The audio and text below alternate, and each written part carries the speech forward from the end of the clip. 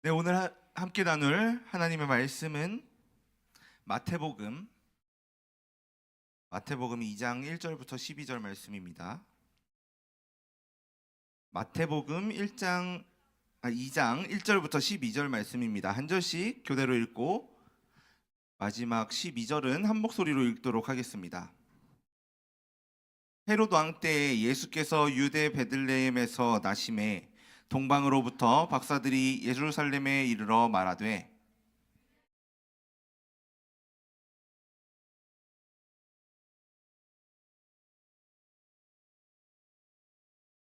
헤롯 왕과 온 예루살렘이 듣고 소동한지라.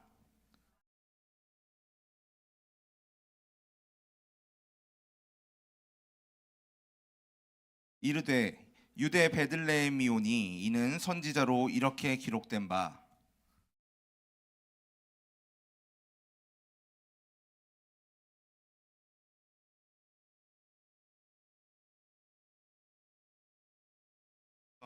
이스라엘에 이에 헤롯이 가만히 박사들을 불러 별이 나타난 때를 자세히 묻고 가서 아기에 대하여 자세히 알아보고 찾거든. 박사들이 왕의 말을 듣고 갈새 동방에서 보던 그 별이 문득 앞서 인도하여 가다가 아기 있는 곳 위에 머물러 서 있는지라.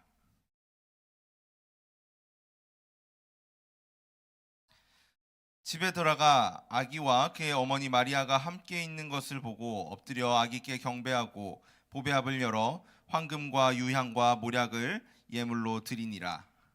함께 읽겠습니다. 그들은 꿈에 헤롯에게로 돌아가지 말라 지시하심을 받아 다른 길로 고국에 돌아가니라. 아멘. 네, 우리 친구들 앞을 볼까요? 고개를 숙이고 있는 친구들이 너무 많은 것 같아요. 자, 고개를 들고 앞을 봐주세요. 자, 먼 옛날 한 마을에 가난하지만 서로를 누구보다 사랑하는 한 부부가 살았어요. 자, 크리스마스가 다가오자 두 사람에게는 걱정이 생겼어요. 어떤 걱정이 생겼을까요? 네, 아니에요. 서로에게 귀한 선물을 해주고 싶었는데, 자, 이 부부가 가난했기 때문에 선물을 살 돈이 없는 거예요. 자, 남편은 아내에게 빗을 선물하고 싶었어요. 아름답고 긴 머리카락을 가지고 있는 아내에게 빗이 필요해 보였거든요. 그래서 좋은 선물이 될 거라고 생각해서 자기가 가지고 있던 시계를 팔아서 좋은 빗을 하나 샀어요. 네, 질문이 없어요, 친구들. 손을 들지 않아도 돼요. 퀴즈가 없어요. 자, 아내는 남편에게 좋은 시계줄을 하나 선물해주고 싶었어요. 남편에게는 낡은 시계가 있었는데 이 시계줄이 너무나 낡아서 시계를 사용할 수 없었거든요. 그래서 아내는 자신의 긴 머리카락을 가발 가게에 가서 잘라서 팔고 그 돈으로 시계줄을 하나 샀어요. 성탄절이 됐어요. 자, 남편에게 시계줄이 필요할까요? 시계를 팔아서 더 이상 시계줄이 필요하지 않았어요. 자, 그럼 아내에게는 머리빗이 필요할까요? 안 필요하겠죠. 머리카락을 짧게 잘라서 남편을 위하여 시계줄을 하나 샀잖아요.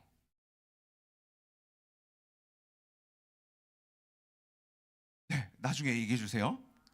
자, 이렇게 서로를 위하여서 선물을 준비했지만 이 선물들 서로에게 필요가 없는 선물이 된 거죠. 그런데 서로가 준비한 이 선물을 바라본 부부는 너무나 행복했어요. 왜 그랬을까요?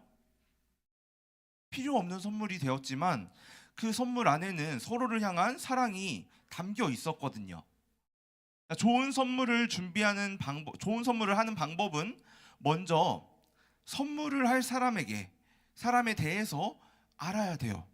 그 다음엔 그 사람에게 어울리는 게 무엇인지 알아야지 제대로 된 선물을 할 수 있을 거예요.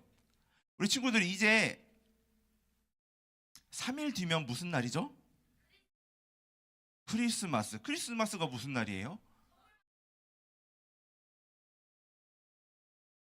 자, 3일 뒤면 예수님께서 이 땅에 오신 날을 기념하는 성탄절이에요. 자, 우리는 예수님께 어떤 선물을 드리면 좋을까요? 어떤 선물을 드리면 예수님께서 감동하실까요? 먼저 우리 오늘 본문 말씀을 통해서 예수님께 드릴 선물을 준비했던 동방 박사의 이야기를 함께 보도록 하겠습니다. 페르시아의 넓은 사막 위에 놀랍게 반짝이는 큰 별이 하나 떴어요. 페르시아라는 이 나라는 점성술 그리고 하늘을 연구하는 천문학이 굉장히 발달해 있었던 곳이기 때문에 이곳에 하늘을 연구하는 사람들이 있었어요. 자, 이 반짝이는 별을 발견한 사람들이 바로 그런 하늘을 연구하는 박사들이었어요. 이 박사들은 이 별을 발견하고 심상치 않은 별이다 라는 사실을 알아낸 거죠. 오랜 시간 연구하던 박사들은 이 찬란하게 빛나는 별이 왕의 별이라는 것을 알게 된 거예요. 아주 오래전부터 약속된 세상의 진정한 왕이 태어날 때가 되었다는 것을 박사들은 알게 된 거예요. 자, 이 사실을 알게 된 박사들은 서둘러 준비하고 짐을 챙겨서 별을 따라갔어요. 찬란하게 빛나는 별은 마치 이 박사들을 기다렸다는 듯이 앞서가면서 이 박사들을 인도했어요. 계속해서 박사들은 별을 따라갔고 마침내 별이 어디에 멈춰섰을까요?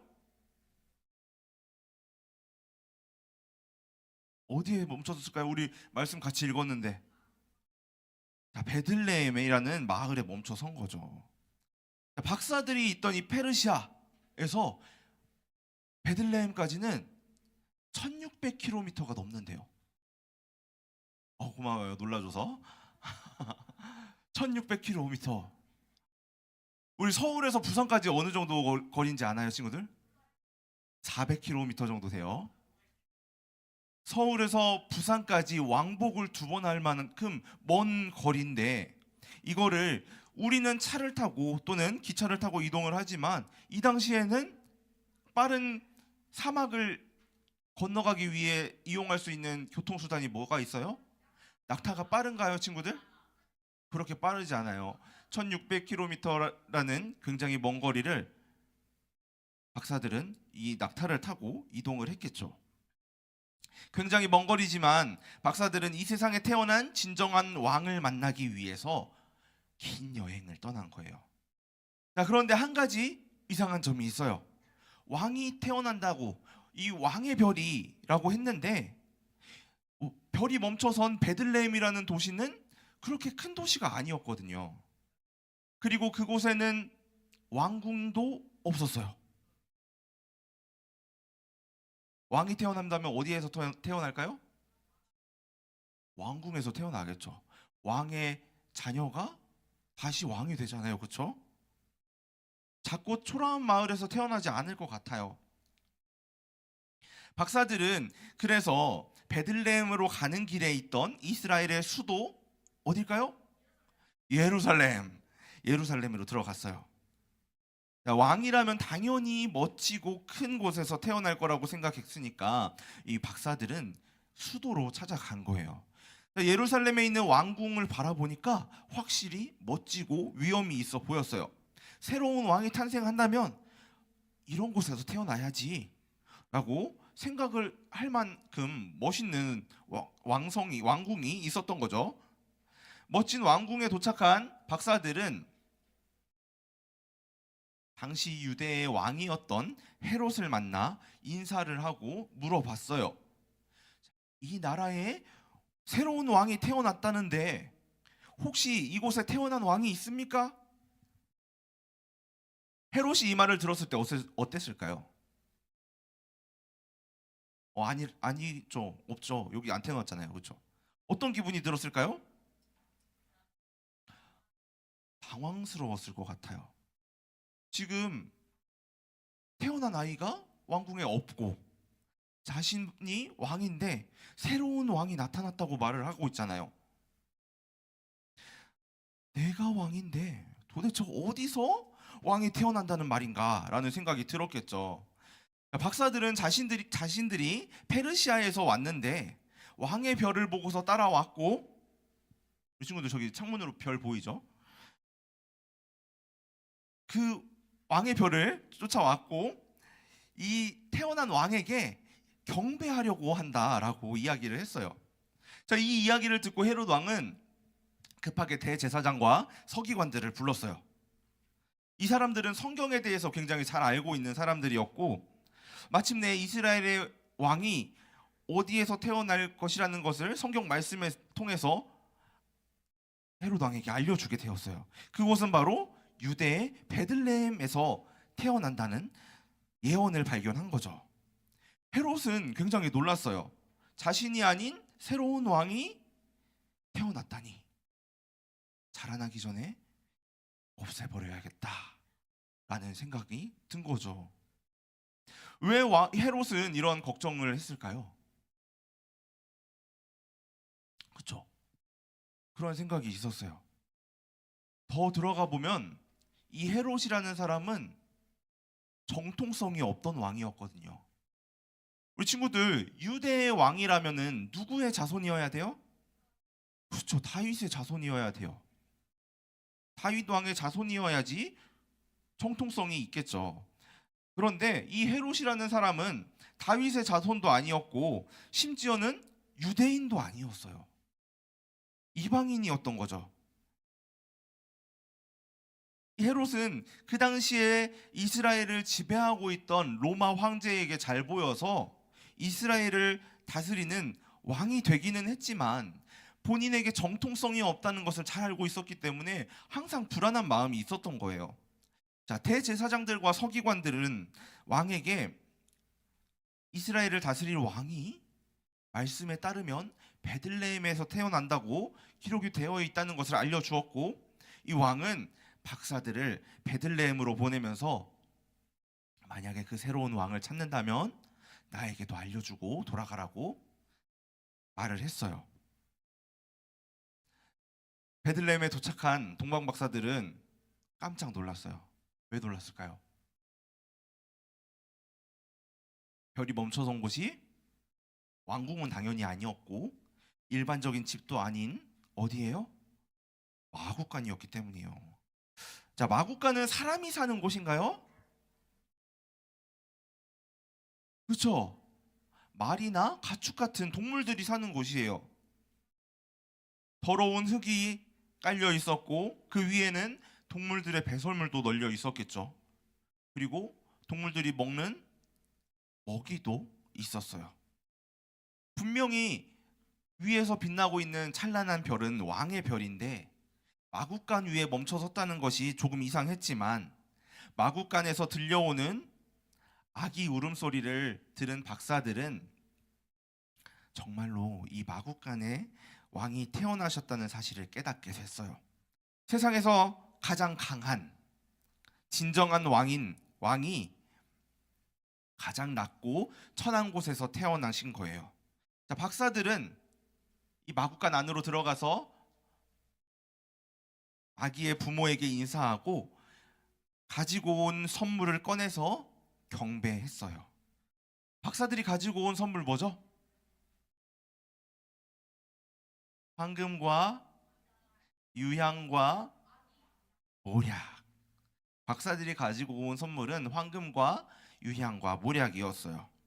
자, 황금은 보통 왕에게 주는 선물이에요. 그래서 아기로 태어난 예수님이 우리를 다스리시는 왕이라는 것을 보여주는 선물인 거죠. 그럼 유향은 뭘까요, 친구들? 유향은 주로 제사장들이 사용하는 것인데 하나님께 기도드릴 때, 하나님께 예배할 때 사용하는 것으로 이것은 예수님께서 우리의 하나님이시다라는 것을 알려주는 선물이에요. 자, 마지막으로 모략은 뭐였을까요? 모략은 아주 특별한 기름인데 바른 것을 썩지 않게 하는 방부제의 역할을 했어요.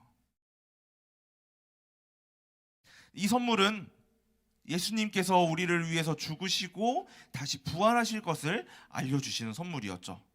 모두 귀하고 비싼 선물이었어요.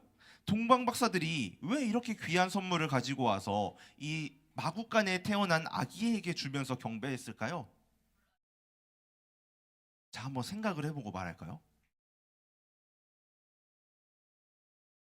왜 그랬을까요? 태어난 아기가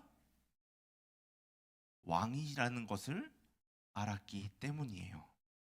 자, 이 왕은 아주 특별한 왕이었어요. 예수님께서 왕궁이 아닌 마구간에 태어나신 이유는 다른 누구보다 높아져서 사람들 위에서 군림하려고 하는 것이 아니라 낮은 곳에서 섬기기 위해 오셨기 때문이에요. 가장 높은 하나님의 아들이 가장 높은 하나님의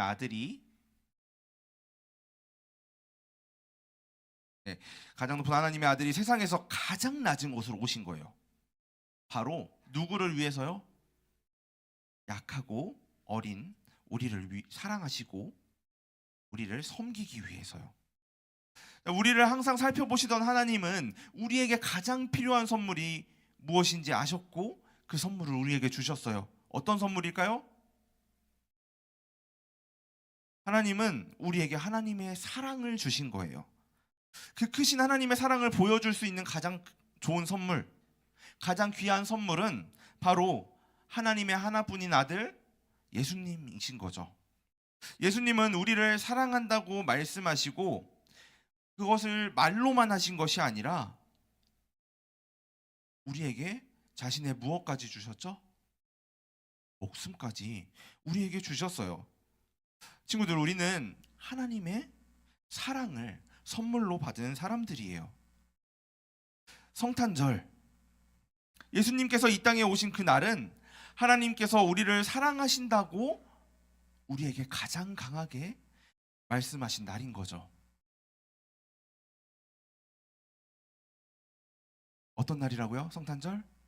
하나님께서 우리를 사랑한다고 말씀하신 날인 거예요. 사랑하는 초등부 친구들, 하나님의 선물로 이 땅에 오신 예수님을 감사하고 또 믿는다면 우리는 더 이상 죽음의 지배를 받지 않는, 죽음의 다스림을 받지 않는 사람들이 되는 거예요. 예수님을 왕으로 영접하는 사람들에게 예수님은 왕이 되어 주시고 모든 위협으로부터 우리를 보호해 주세요. 이제 우리는 무엇을 앞두고 있나요? 3일 뒤에 크리스마스 성탄절. 우리는 예수님의 생일을 기념하는 성탄을 앞두고 있어요. 우리를 사랑하셨기 때문에 우리의 왕이 되어 주시려고 이 세상에 오신 예수님의 생일이에요. 우리 친구들은 예수님께 무엇을 선물로 드릴 수 있나요? 황금을 드릴 건가요? 유향을 드릴 건가요? 아니면 모략을 드릴 건가요? 그 굉장히 귀한 선물 드리지만 그것들보다 귀한 선물이 있어요. 바로 우리 자신이에요. 하나님께서는 너무나 사랑하는 자녀들이 하나님의 그 사랑을 알고 온 몸과 마음을 다해서 하나님을 사랑한다면은 다른 어떤 비싼 선물들보다 더 기뻐하시며 받아주시는 분이세요. 우리의 왕이신 예수님께 온 몸과 온 마음을 다해서 사랑한다고 또 감사한다고 고백할 수 있는 우리 초등부 친구들이 되기를 예수님의 이름으로 소망합니다. 함께 기도하겠습니다. 사랑하는 하나님 아버지, 오늘 말씀을 통해 우리를 위해 이 땅에 오신 예수님을 다시 한번 생각하게 하시니 감사합니다. 동방 박사들이 귀한 선물을 가지고 예수님을 찾아 경배했던 것처럼 우리도 성탄의 의미를 되새기며 우리 자신을 예수님께 드리길 원합니다. 왕이심에도 불구하고 가장 낮은 곳으로 오셔서 우리를 사랑하시고 섬기신 것에 감사하고 그 크신 사랑을 기억하며 온몸과 온 마음 다해 주님을 사랑하는 친구들 되게 해주세요. 우리 친구들이 예수님을 왕으로 모시고 그 안에서 기쁨과 평안 그리고 구원의 확신을 누릴 수 있도록 하나님 도와주세요. 언제나 우리를 사랑하시는 예수님의 이름으로 기도합니다. 아멘.